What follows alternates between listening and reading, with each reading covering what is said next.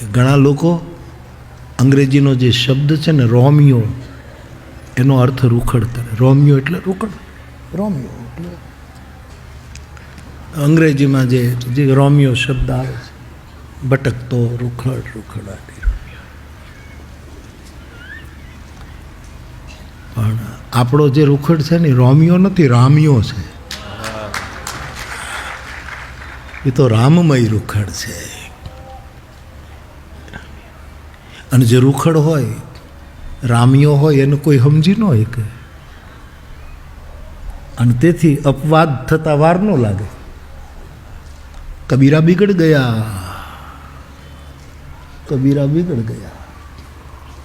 કબીરો બગડે પણ Kabiro બગડ્યો. Jesus Christ, એનો કોઈ અપરાધ આ પ્રેમ મૂર્તિનો કોઈ અપરાધ એના ઉપર ઇલ્ઝામ લાગ્યો. સોક્રેટિસ ઉપર કેવા કેવા એ ઇલ્ઝામોના મારા બધા ચર્ચા નથી કરી, આખી દુનિયા જાણે છે. અને જે ભાઈ બહેનો ગામડાના મારી સામે છે એ જાણતા નથી, એને જાણવાની જરૂર નથી. આમાં કાંઈ બહુ પડવા, આ તો હવે એમને બોલવાની ટેવ એટલે બધું આવું બોલ્યા કરીએ. બાકી આમાં કાંઈ બહુ ઊંડું ઉતરવા જેવું નથી. સમજીને હુઈ રહે, કરવું નથી કાંઈ. બસ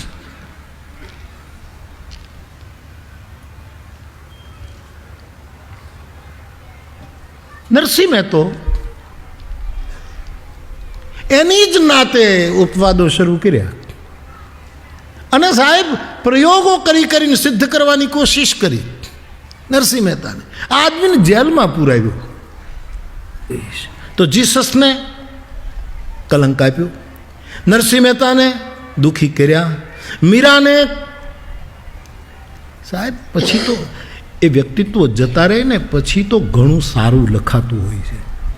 એ કાળે જે થોડુંક લખાઈ ગયું હોય ને એ કાં તો પ્રકાશિત નથી થતું, અથવા તો એ વખતે કોઈ પ્રિન્ટ મીડિયા કે એવું કશું હતું નહીં એના છાપકાન. બાકી એ વખતે જે સાધુડાઓએ સહન કર્યું હશે ને એ તો એનો માયલો જ જાણે.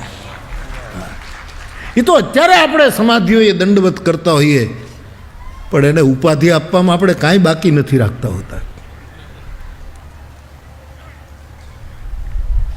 એક અપવાદ જીવન. મીરાની આ સ્થિતિ કરી. સુકરાતને ગલીચ આક્ષેપો સુકરાત ઉપર થયા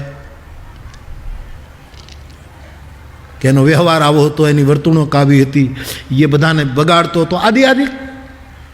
આમાં બધામાં જવા નથી માંગતો. અને તમારે એ જાણવાની જરૂર નથી.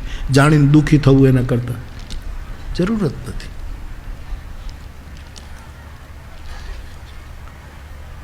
કલંક જીવન.